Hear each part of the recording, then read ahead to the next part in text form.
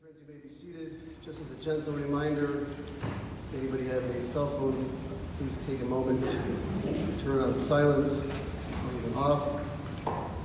On behalf of the family, I want to thank everybody who's joining us as well as on the live stream, also obviously here in person. In a few moments, we're going to begin the service for Mr. Howard S. Smith. Officiating today's service will be Rabbi Isaac Serrata and Cantor J. O'Brien.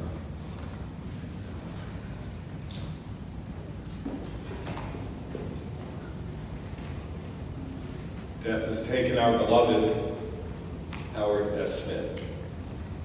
Our friends grieve in their darkened world. In their silence, there's lamentation. In their tears, there's loneliness. Lost in sorrow, may they find the presence of loving friends. Heal them, O God, be with them. For Howard's love that united us in life, in which death cannot sever. For his companionship that we share along life's path, which continues in the tenderness of memory. For the gifts of his heart and mind that brought us joy and happiness and are now a precious remembrance.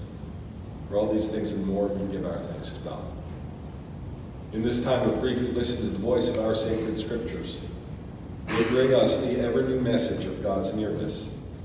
They tell us of our kinship with our Creator, in light as in darkness, in joy as in sorrow, in life as in death.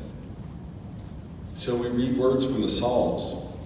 Psalm 121 tells us that God cares for our soul in this world and in the next.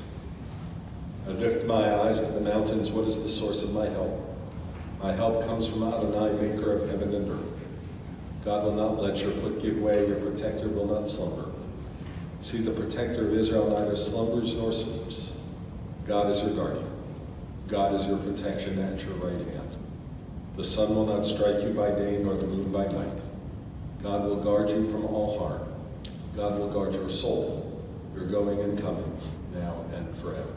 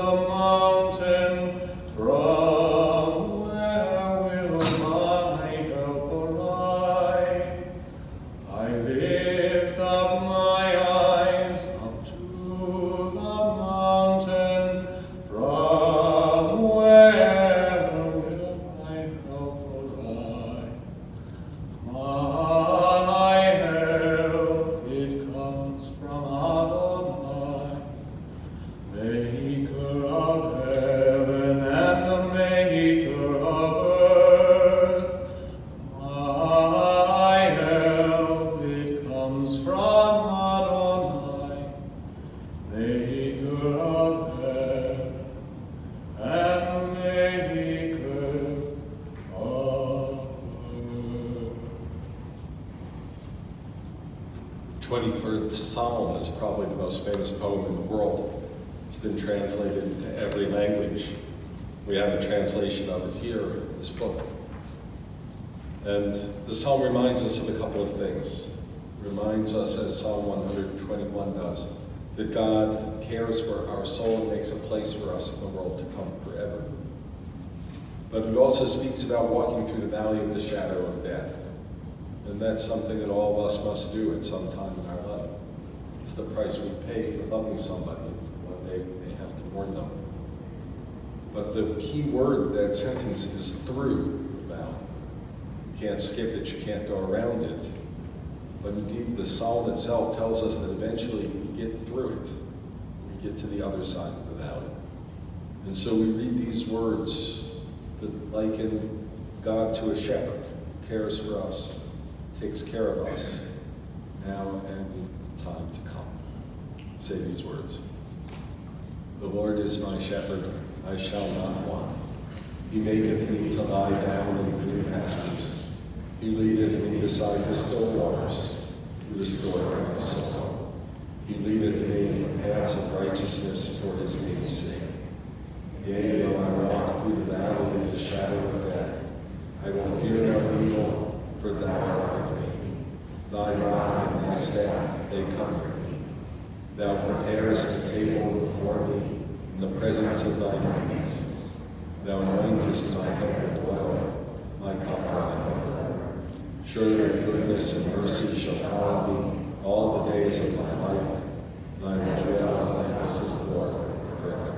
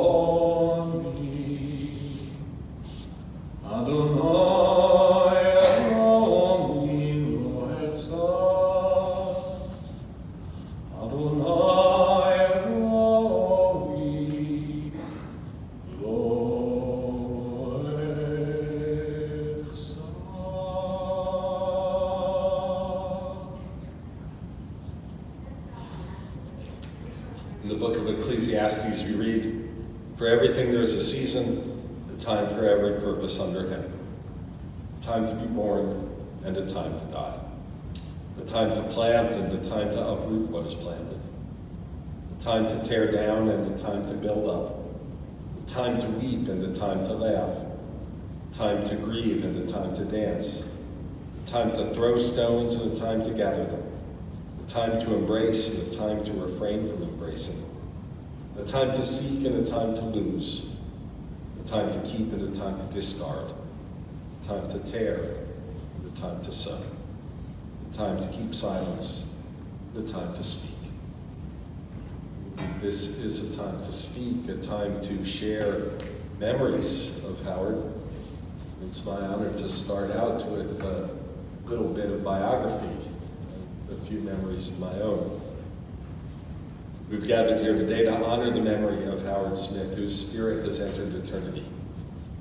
Howard was born in 1930 on the south side of Chicago. He was an only child. He was lucky enough to attend the University of Chicago Lab School starting in second grade, and Howard didn't leave until he got his master's degree. Howard's father, a newspaper man, reporter, and eventually assistant circulation manager, died suddenly. Howard was only 16 at the time of this dramatic event. Howard worked, went to school, even managed the high school track team, and took care of the tennis courts. Howard had a lifelong love for movies and found escape and enjoyment in movie theaters. He also began to cultivate his love for classical music and opera. He had time to notice the girl who grew up a few doors down. Howard probably saw her playing hopscotch on the sidewalk, but they weren't formally introduced until the Shiva of Joan's father. Joan was 19 and dismayed that I think it was your grandmother who insisted that you should look nice, because you never know what boy might come to the Shiva. It's a Shiva, she thought, but there was Howard. Having been through his own bereavement not that many years before, perhaps he had a sensitivity on the subject. At any rate, he made an impression, and he asked for permission to call on her. He'd been married for 63 years. Together they raised a family, Howard Jr. and Barbara. Howard was around perhaps a bit more than fathers of that generation.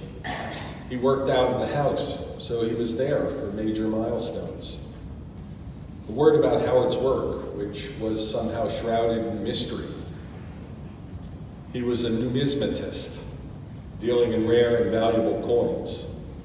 His children didn't even know exactly what he did, because it's not good policy to let people know that you're in possession of costly and valuable objects. It wasn't until after Howard retired that what he did actually became clear. Howard ran auctions of rare coins by mail long before the internet came on the scene. He typed his own catalogs on an actual typewriter, and Joan did the bookkeeping and correspondence. They ran that business together. Howard collected the bids and sold to the best offer, and he had a satisfaction guaranteed full refund policy. He was ethical in business always. Howard and Joan enjoyed watching their children grow up, get married, and have children of their own. Howard loved being a grandfather. He didn't make it to every sporting event. That didn't mean so much to him. But he knew what each grandchild was doing. He was immensely proud of all of you. Music was much more his scene, so if you were in a concert, Howard would be there to listen and provide encouragement. He was a true patron of the arts. He was attending the Lyric Opera before they even had season tickets available. Some of my fondest memories of Howard were of running into him and Joan, and sometimes a child or a grandchild with them at the opera. It seems our series tickets often coincided over the years. I remember running into you in a restaurant across the street or in the lobby, and Howard gushing about what we were about to see. That's how I will remember Howard, loquacious and erudite, describing a bit of music I would hear in a few minutes. I remember his toothy grin as he talked, and the attention he paid in conversation. I will remember how he beamed with pride at his grandchildren's accomplishments. Even in the hospital, on the rare occasions I saw him there, I can remember Howard carrying the conversation. I will remember the glint in his eye that told you Howard wasn't just living, he was enjoying life. Howard also loved the symphony and had a subscription there as well.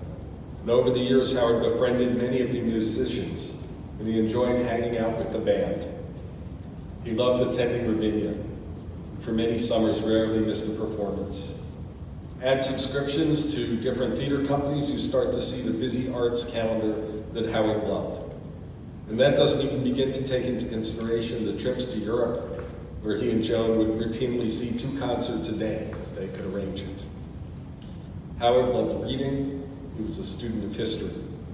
He had encyclopedic knowledge, literally, as he read the encyclopedia from cover to cover as a young man. Howard knew something about everything and could talk knowledgeably to anyone from any country and just knew things that other people don't. Howard also enjoyed cruise ships. His favorite shipboard activity?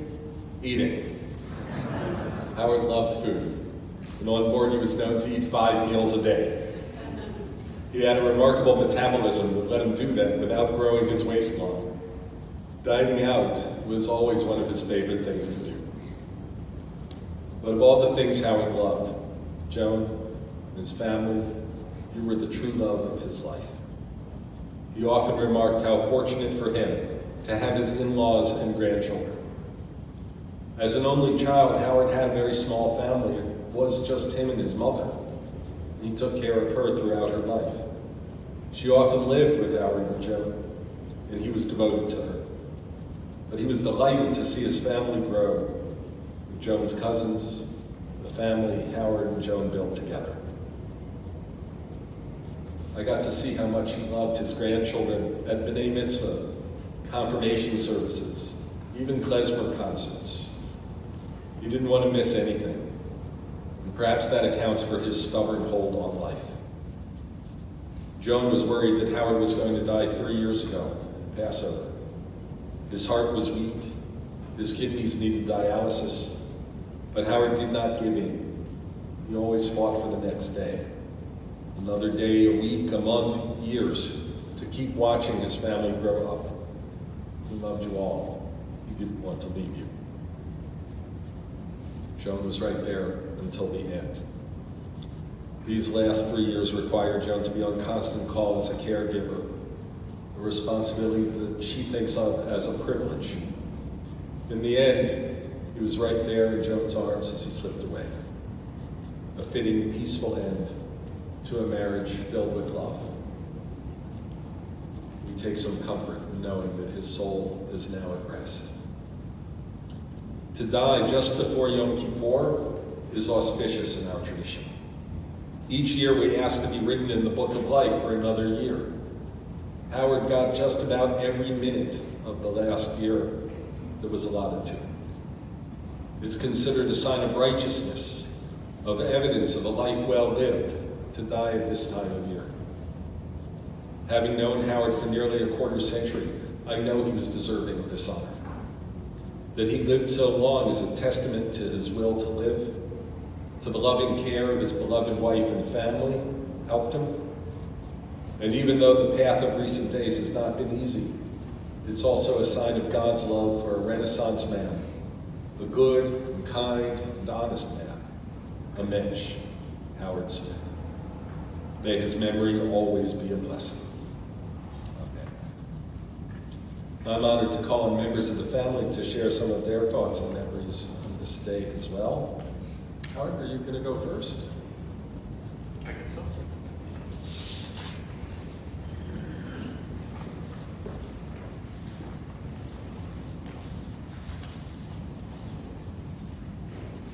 Thank you, Rabbi, for those kind words. And I want to take a moment just to thank you and the entire temple staff. This is the busiest week of the year, and we were here yesterday evening at 6 o'clock. This room looked very different.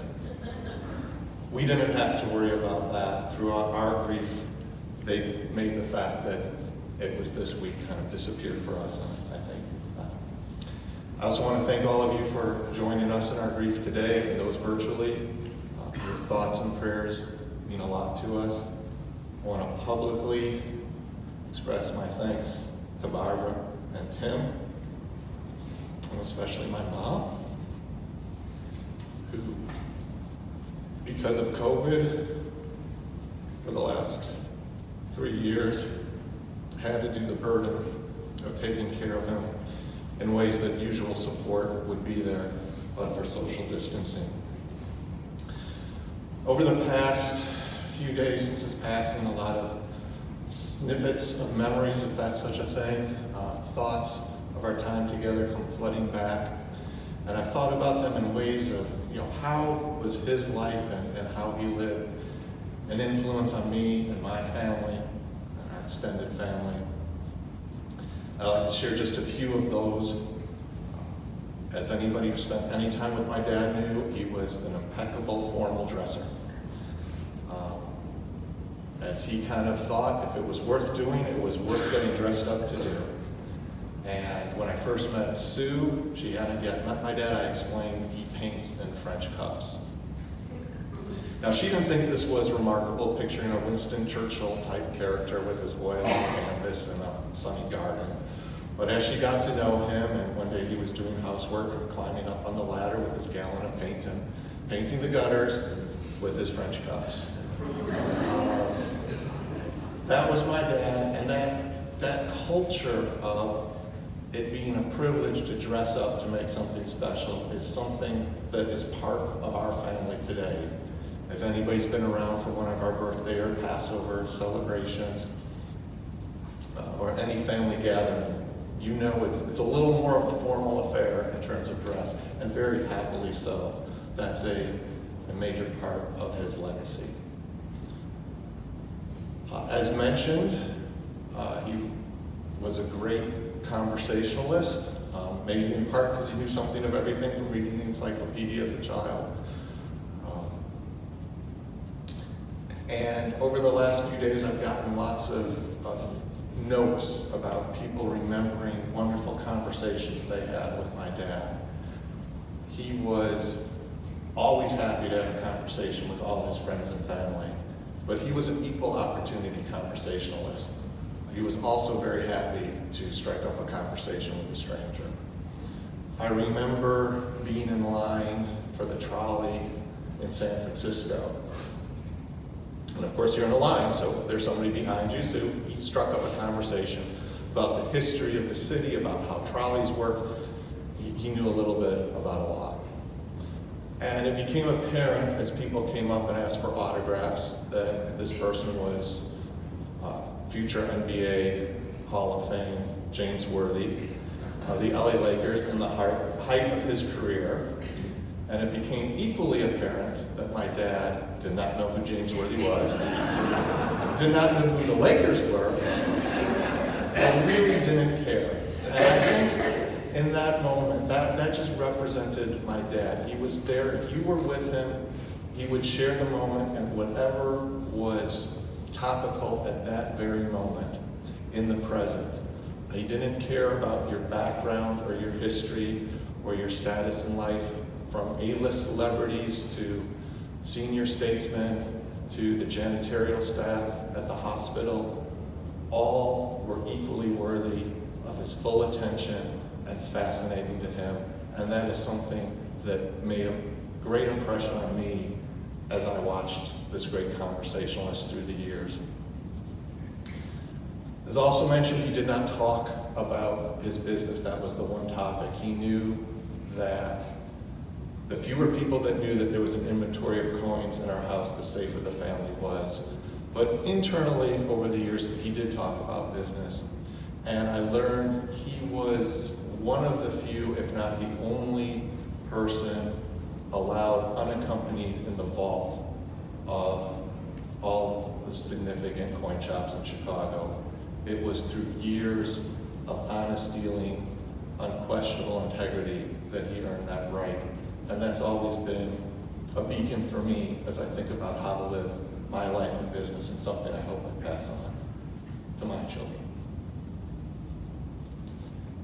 And then something that he didn't wear on his sleeves, but if you are around him like we were, you learned he hated injustice, large or small, but particularly small. He worked late hours at home and he was a night owl.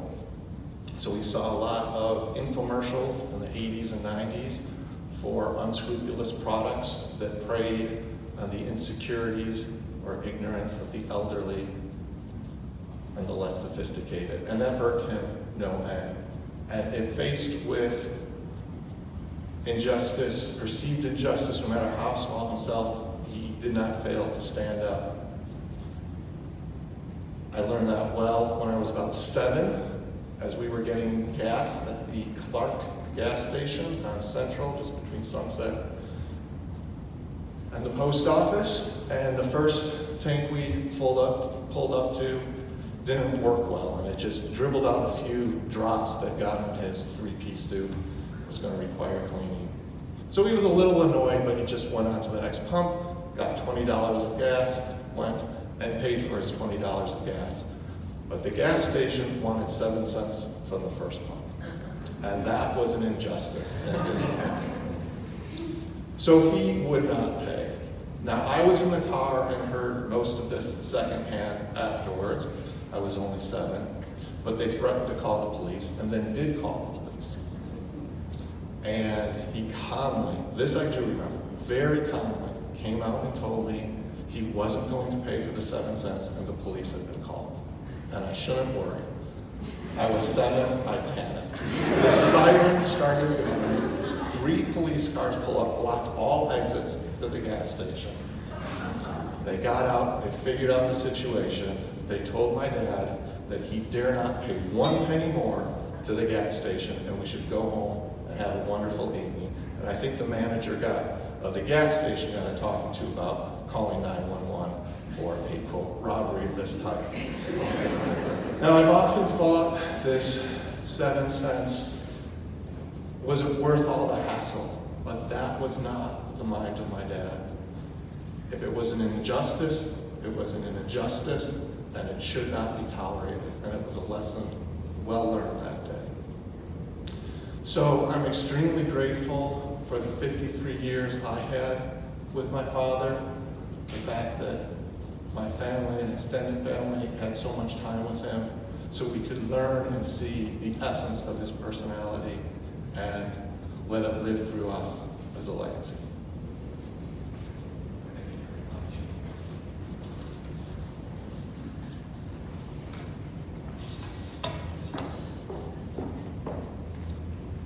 Psalm 90 teaches us that a full life is 80 years and 10, or given strength 80 years. Howard beat that by a dozen.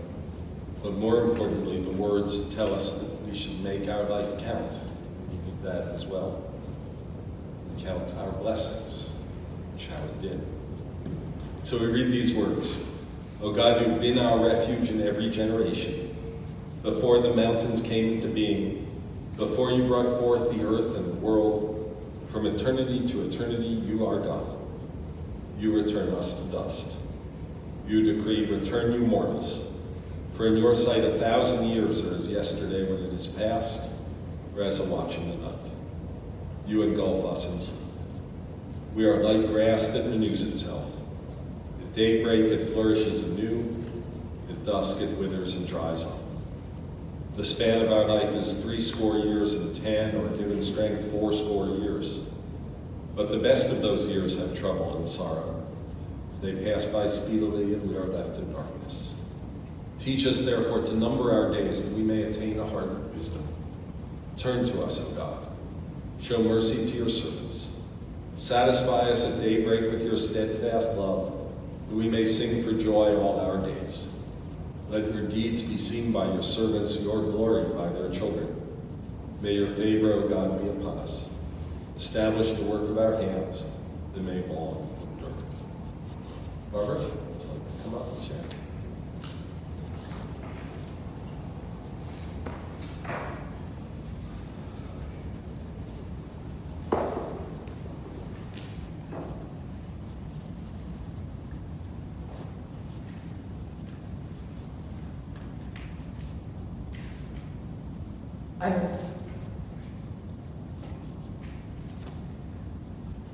Unlike my brother, I was not confident that I would remember what I wanted to say without writing it down, so please bear with me. My dad enjoyed living. While many people live for the enjoyable moments of life, he enjoyed just living his life. And for that reason, he enjoyed most of the moments in that life and shared that joie de vivre with others. He had many passions and interests, but first and foremost, on both counts, was his family. His parents, wife, children, and grandchildren formed the core of his world, and no detail of their lives was too small to capture his interest. Literally. For instance, he would regularly ask where I had walked on my daily walk. And my walks tend to cover just the same few streets. Tim and Sue were folded into his family immediately, and he appreciated all that his children-in-law added. Sue's cooking was unparalleled in his opinion, and for many years he talked with Tim each evening around midnight for half an hour or so, just to catch up on the day and world events. And being an only child, he warmed quickly to having a brother-in-law, and he loved our trips to Toronto to visit the whole family in Canada that he acquired by marriage. Many people have commented that my dad was interesting. I think that he was interesting, but he also was very, very interested. Not only in the minutiae and big events in family members' lives, but in the thoughts and activities of his friends, my friends, Howie's friends, my dad's doctors, and complete strangers. Not just a passing interest, but a deep, abiding one. He loved learning about people, places, news, and pretty much everything. He kept up with the news when in the hospital, and when due to failing eyesight he could no longer read, he listened to lectures on wide-ranging topics and had my mom read to him from books and the newspaper. His difficulty seeing did not affect his ability to listen to the classical music that he loved so much. If you ask my mother, she will say he loved classical music a bit too much, as he liked to record, originally on reel-to-reel tapes and later on cassettes, much of the music that he loved that was playing on WFMT. He only made the recordings. He did not listen to them. His library became so full of recordings that he had to build extra shelves to store the recordings that he never played. But he enjoyed making the recordings and building the shelves. Because my dad's memory was phenomenal, he not only had a mental catalog of these recordings, but also could remember the particular orchestra, conductor, and singers on most of the recordings. He also knew the length of most of the more well-known and many of the lesser-known pieces and operas. In fact, when attending live performances at Ravinia or Lyric Opera, our family relied on him to let us know how long our evening there would last. He was unnervingly accurate, sometimes to the minute. His good memory extended well beyond music. He remembered almost every hotel he and my mother stayed in Europe on their many trips, including hotels and cities my mom did not even recall visiting, much to his disappointment. And close to 80 years later, he could still recite by memory, in alphabetical order, the names of all of his high school classmates. His excellent memory helped him to continue to enjoy his life, even after starting what most people think of as the grueling ordeal of dialysis 3 times a week. For him, dialysis was more of an inconvenience than a burden, and he developed a routine that allowed him to enjoy much of his time at the dialysis center. First, he would catch up on his sleep that he missed by having to wake up at 5:30 or 6 a.m., extremely early for a man used to going to bed no earlier than 2 a.m. Then he would play what he called mind games. Each day he would try to remember some interesting facts, such as all the US presidents in order, each of the state capitals, or all of the countries he had visited. He would end his sessions by listening to the news. When I called or saw him after each dialysis session, he would sometimes tell me about his mind game for the day or some notable news, and almost always would tell me something interesting he had learned about the life of one of the doctors, nurses, and technicians who took care of him there. I will miss having these and so many other conversations with him. I will remember how much he enjoyed having them with me. Thank you very much.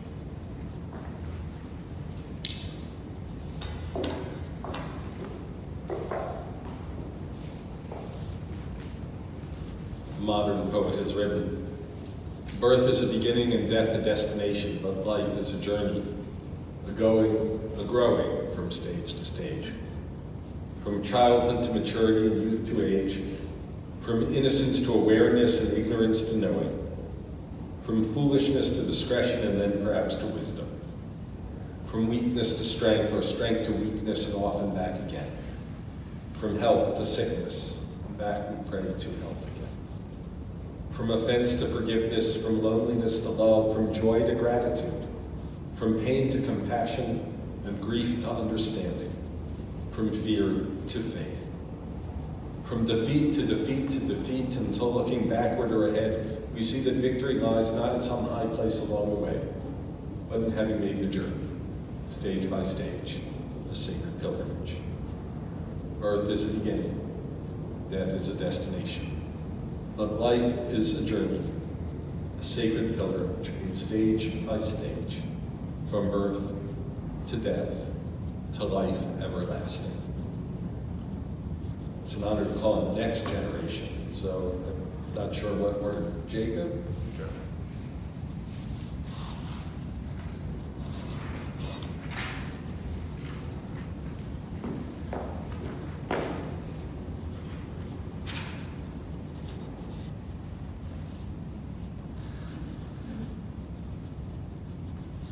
When I would call my grandparents' house over the past few years, I knew I could expect grandfather to answer the phone 90% of the time.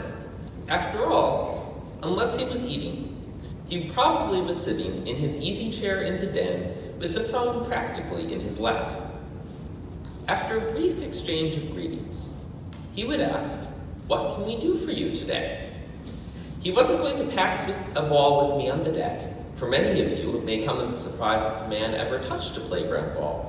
But one of my earliest memories of grandfather is passing a big bouncy ball with him on the deck of our old house. That and him making star sandwiches out of grandfather crackers, also known as saltines. And if I was looking for something other than conversation, I probably needed Grandma. But he had his mind to offer. And what a mind it was. Once, I noticed that the apartment he had grown up in was on the market and looked at the listing photos with him on the phone, confirming that every room was almost exactly as he remembered, down to the placement of the radiators. On another call, he shared with me the details of his transatlantic ocean journeys as I looked up each of the liners on Wikipedia, and he recalled their tonnages, all within a small margin of error. These calls weren't just recitations of facts, but also storytelling, sometimes a bit meandering, but always quite interesting. And grandfather didn't just enjoy hearing himself talk. He wanted to hear about my life as well. Most of our talks he would ask, "Is there anything new in your building?" wanting to keep his mental image of my life up to date. And if we talked after I ate, he often would inquire as to what I had eaten.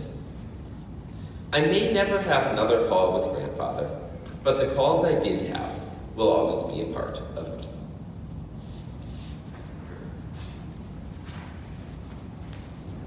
I think Jeremy is the one to come up.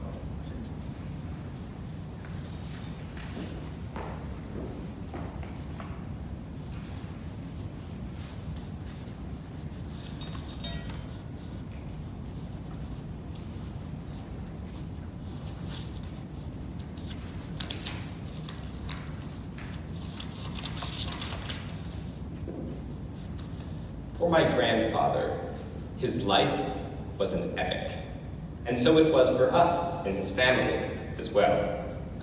Not the kind of epic that follows the grand exploits of an imposing hero, but the kind of epic that sweeps through history and geography, in which casts of characters emerge from apartments and shops, and world events manifest themselves at human scale. Whenever grandfather described a past event, he offered thorough context. Recalling the location of a long-gone restaurant meant first naming all the other businesses nearby, how much food cost at the time, what he would wear to dinner, and so on. We would laugh at the long build-up to a simple point, but for grandfather, the context was the point. When he would take me out for lunch, having lunch was not the point. The point was him driving me, even when he rarely drove, his agenda for what he would convey and ask me about during that outing, and greeting the people he knew at the restaurant. These were the essential, not incidental, elements of that day. With the loss of a person, the magnitude of that individual's being comes into relief. In the case of my grandfather, much of his magnitude was contained within himself. The lives of all he knew, which he internalized as elements of his personal epic. The world events that he unceasingly studied and used to understand his world. And the music that was the score to his adult life.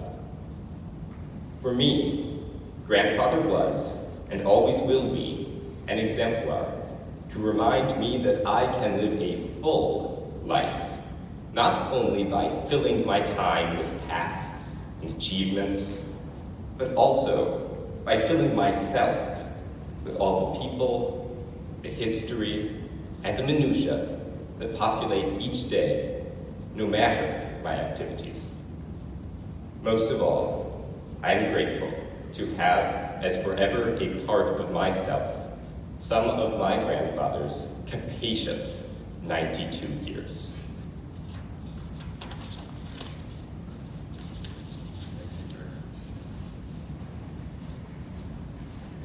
In the Bible, in the book of Job, Job cries out in his sorrow, Adonai natan v'Adonai lakach yehi shem Adonai mevarach.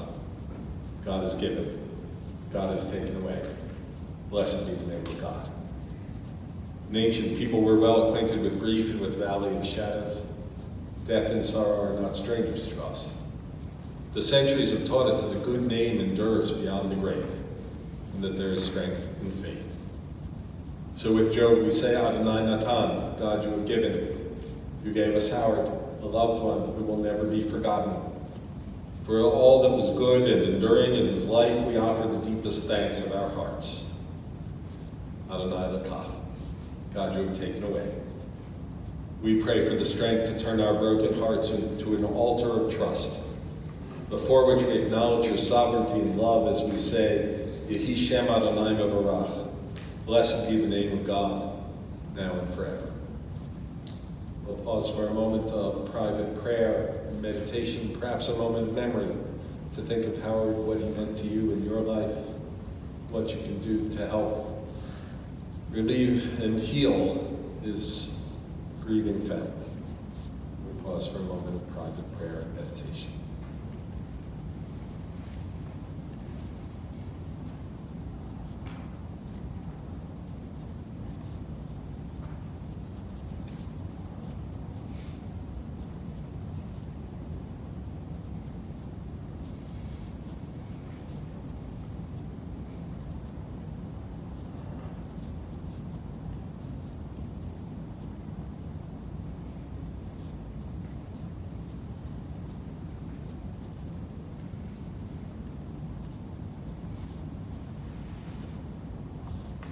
May the words of our mouths and the meditations of our hearts be acceptable in your sight, O God, our rock and our Redeemer. We've heard stories about Howard and his life today. We all have stories of our own. And this reminds us that our tradition really teaches us about two kinds of immortality. There's the immortality of the soul, the gift from God given to us when we're born that goes back to God when we die. But there is a second kind of immortality. That's the immortality that we bestow on people that we love, by remembering them, by telling their stories. So long as children, grandchildren remember his stories, you keep him alive, you give him eternal life. A prayer in our tradition, the El Malei Rachamim, reminds us of the immortality of the soul and the immortality that we bestow on those whom we love. I invite you to stand as we chant these ancient words, the El Malei Rachamim, the prayer for our soul.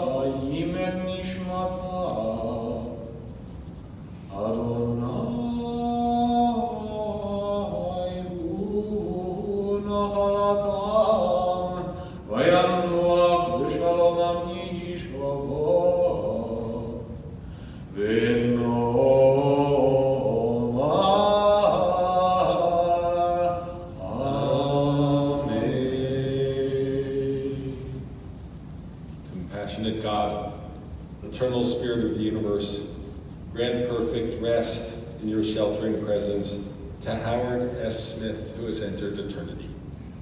O God of mercy, let him find refuge in the shadow of your wings.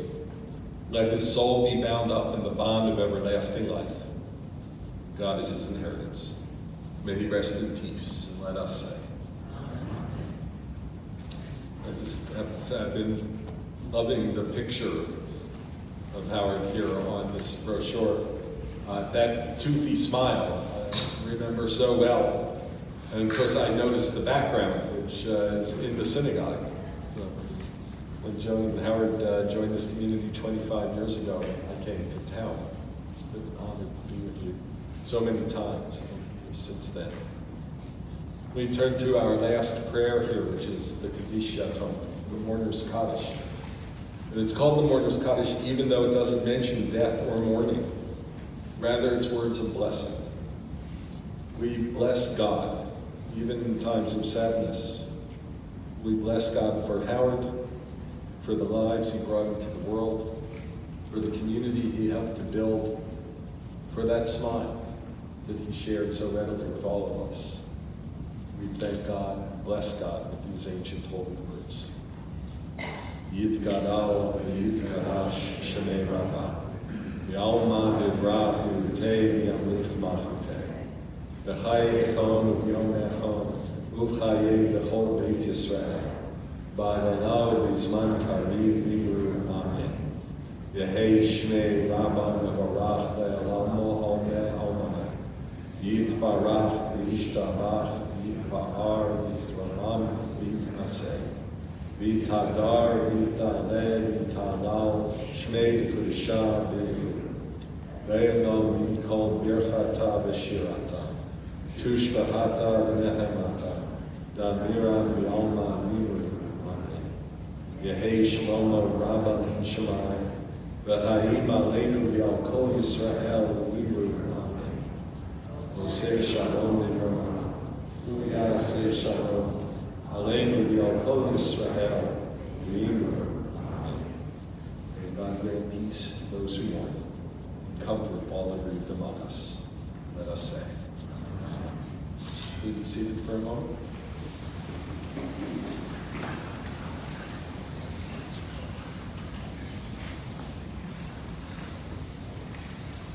As this concludes our service here at the chapel, and tournament will take immediately at the family plots at Oakwood Cemetery. For those of you joining a procession will be forming just outside the sitting in the parking lot.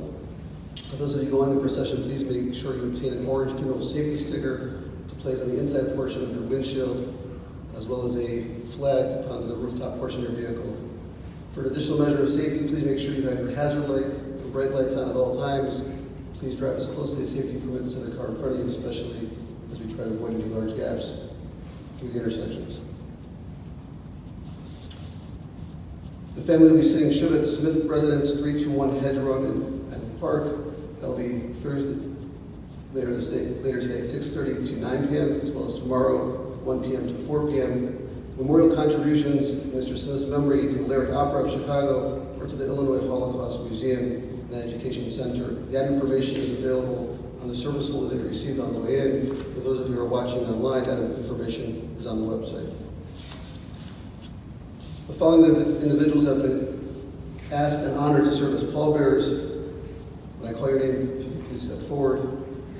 Jacob Burrows, Jeremy Burrows, Abigail Smith, Douglas Smith, Elizabeth Smith, and Danny Weil.